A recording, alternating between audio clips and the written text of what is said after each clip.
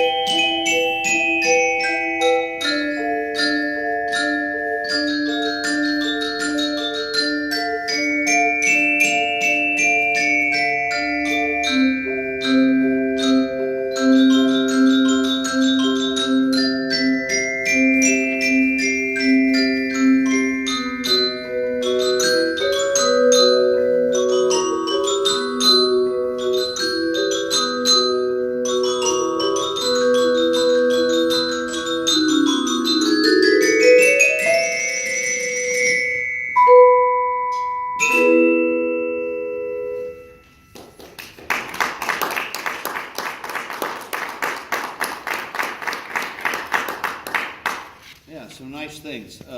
What's a baby swan called? Anybody know? Signet. A signet, that's right. In signet and in hell. No, that's something else. Anyway, that one we started too loud. We needed to start that using the mezzo piano that we used on the last piece. Because it was just, it didn't seem to go as far musically as I think the potential would be. Have you guys always set up this way when you're practiced and everything? I wonder what it would sound like if you were on the end and you two were in the middle. That might be an interesting experiment sometime. Because, I mean, your parts are important, but your parts are more important too, you know? Of course, that's going to ring more, so you're going to be the strongest player regardless. So maybe you could back down just a hair to balance with that. And then you guys could maybe play a little louder. But I think it's like two Barry saxes in jazz band, have one on each end, just for that stereophonic bottom sound. So that first piece, I would like to have start softer. Have the signets, they're just flopping around in the water, not really making a lot of noise, just paddling around, whatever sound they make till they quack, I don't know. I've never heard a baby swan, I guess. And then I think that would make that piece even more effective. You've got some, what I call terrace dynamics in measure 18 of that first piece. You're crescendoing and then you drop down to mezzo forte. So we need to add more of those little subtle dynamic changes in that piece to make it as effective as I think it potentially could be. And then that last measure, bam, bam, bam, bam, beep, bam, bam, we have a retard there. And I didn't hear a whole lot of retard.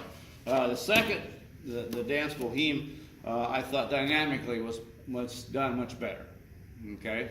And the first piece was nice, but it just didn't have that, what you're capable of musically, I think. The second one was much nicer that way. And this one here, in that fifth and sixth measure, we've got that crescendo diminuendo. So as you're getting higher, you're getting louder, and as you're getting softer, lower, you're getting softer, which I've been preaching all day. So this piece lends itself to that quite nicely. So this one I liked better dynamically. But again, that would be interesting if you were to switch places. But nice job. I mean real picky because you guys played it well. You have the technique and everything to do it nicely. And just some subtle musical comments, some ideas that you might, hopefully you'll play this again sometime. I don't know if you have a concert where people come in, recital, where they can hear these groups, solos, whatever. If you don't, you should, in my opinion, You could schedule around golf and track, but I mean, who said anything about that? But thank you. Thank you.